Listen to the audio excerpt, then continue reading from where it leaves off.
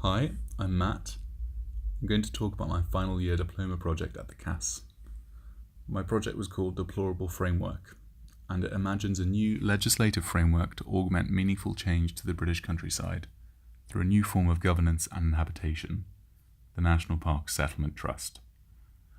It focuses on England's 15 national parks as a manifestation of patriotism and nostalgia, funded to preserve naturalness and local character for future generations. The Peak District National Park is a prime place to start as the first national park in the UK, formed in 1949. Lady Bower Reservoir on the Dark Peak exemplifies the kind of landscapes that the park hopes to protect. It is admired for its beauty, but its management is governed by policies that disguise picturesqueness as conservation, working against any change or alteration. The landscape is static. But the project opposes this status, instead proposing the formation of a new trust formed through an Act of Parliament that will bring about more nuanced approaches to the management of the countryside. It is the culmination of the project's research and the precept for the proposal to come. Its founding principles are the many documents that form the body of this portfolio. The Act tackles a series of national crises, primarily housing shortages and land funding cuts, by combining the expertise and capital of the National Trust with the local knowledge of individual councils. It takes advantage of the National Trust's vast land ownership within England's national parks, enabling development within protected landscapes, all under the umbrella of one organisation. The Peak District National Park is the nexus. It is a microcosm of these wider issues, offering a site for experimentation. It has seen a 35% national park funding cut since 2010. It's likely that further funding will be affected by Brexit, and it's also been affected by housing shortages that have hit the entire country. It is also home to an ageing population that tends to be excluded from the area with time due to a lack of services and uneven access across the park's varied terrain. Beyond this, it's also home to a series of National Trust estates. The National Trust's motto, "Forever for Everyone," could easily be applied to the national park, in the way that it sees its role as preserving the countryside for generations to come. However, stasis is not the answer to effective or rich countryside governance.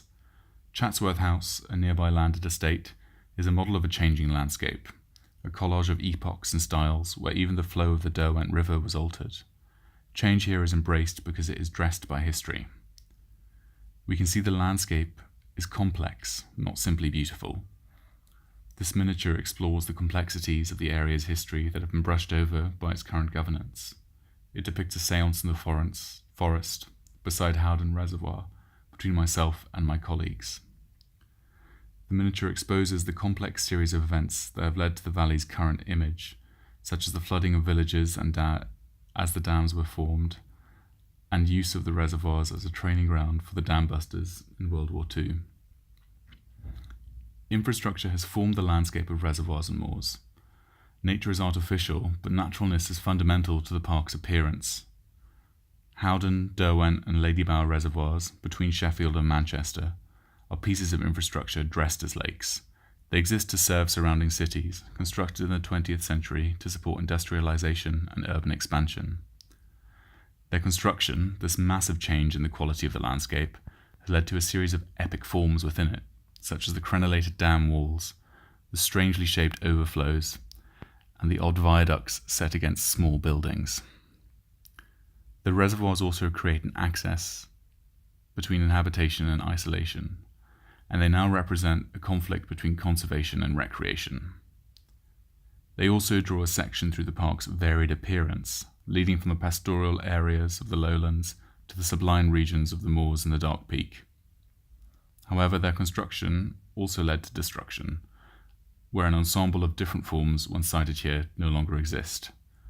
A town built to house itinerant construction workers was once set against the dam wall, where the play of scales is intriguing, and this lost history is evoked by some of these sketches.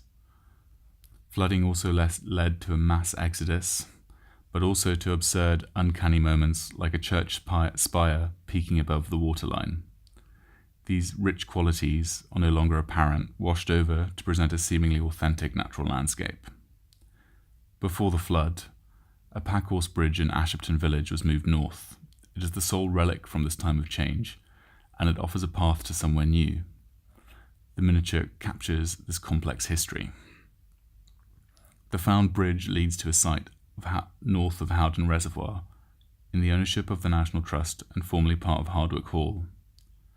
If we look to Hardwick, we can see that it serves as a prototype for what may happen here, where small rooms cluster around larger communal spaces.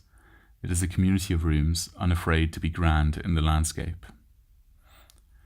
The site itself is boundaryless, where fences and walls are relics of the past. This clay model evokes the free flow of moor into valley and reservoir, where the only boundaries that are apparent come from land management, such as moor burning that creates patterns across the hills, and forestry plantations bordering the reservoirs, which are felled into shapes that roll over the terrain.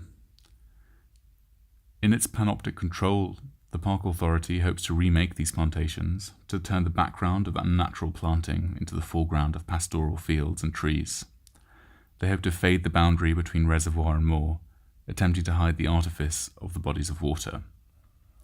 But their management plan is imperfect, and the landscape designations are often misaligned. The authority's uncertainty opens the door for a speculation of new uses.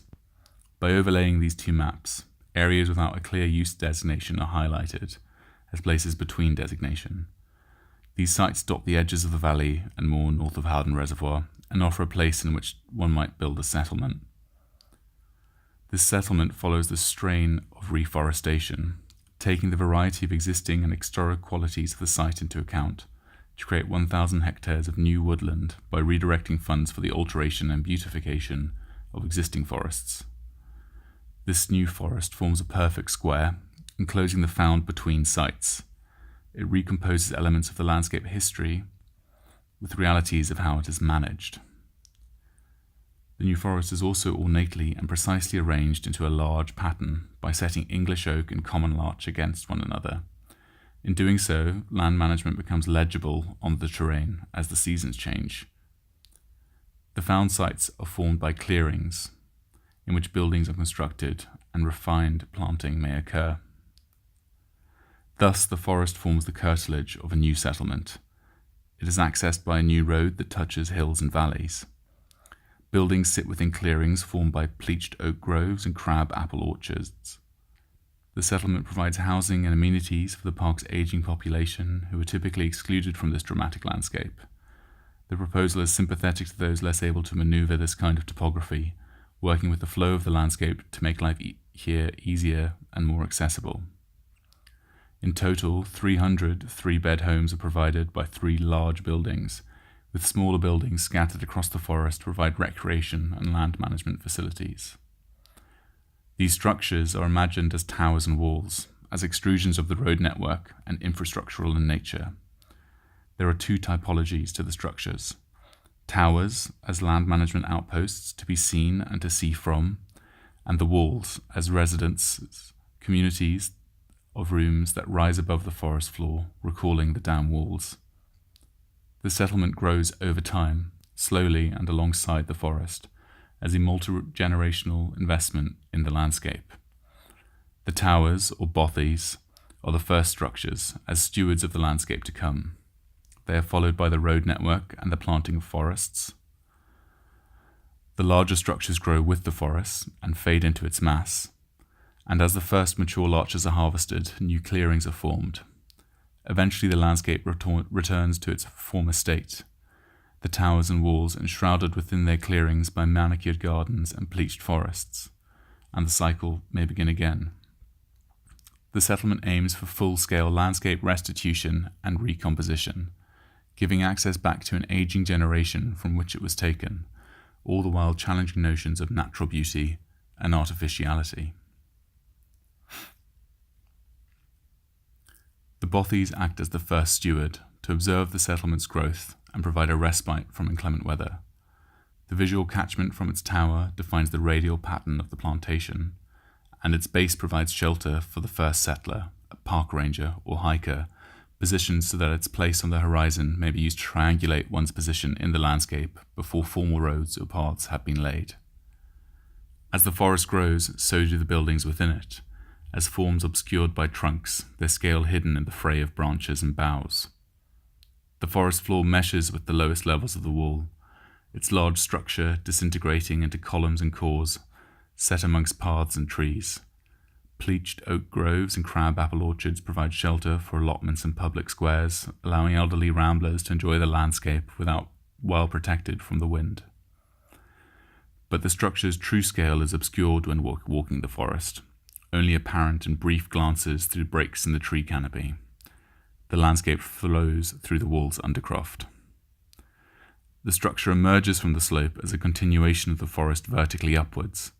Apartments are accessed by external decks clustered around larger public rooms that form a path through the building to its entirely open top-floor terrace, fading the forest through the structure. It provides a community of interiors like clearings in the forest. As a whole, the structure offers public and private spaces for residents to live peacefully and communally, a simple vessel for everyday life. These detailed plans show the arrangement of the wall internally growing from the forest floor. Ramps lead to public decks and communal rooms with open fireplaces that look onto the forest. Apartments are centered around winter gardens, beside garages that act as archives for the things and stuff of everyday life, set within private decks. Shared spare bedrooms and offices cap each floor plate. The rooms flow from the forest until one arrives at a view to see the landscape from above, where its pattern becomes legible, decorating the hills. Through the structure of the building, the forest is refined and clarified. Its facade continues the armature of the forest above the canopy, cutting across the pattern of circles and trajectories. An offset structural grid mimics the parallax of seeing trees across the forest floor.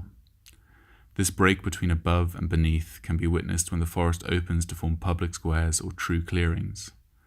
In section, we can see how the structure grows from the slope and how its forest-like rooms rise through its mass as the slope dissipates. Public and private spaces are open to the elements, bringing the landscape into the frame and giving residents access to the natural world. The apartments share terraces and public space, and the community shares the structure and the forest as a single entity. The complex history of the landscape is recomposed in the settlement and its forest. The forest is replicated in the building, where the spaces formed are a collage of the landscape that surrounds them. The landscape is within the settlement within the building, and the building within each room.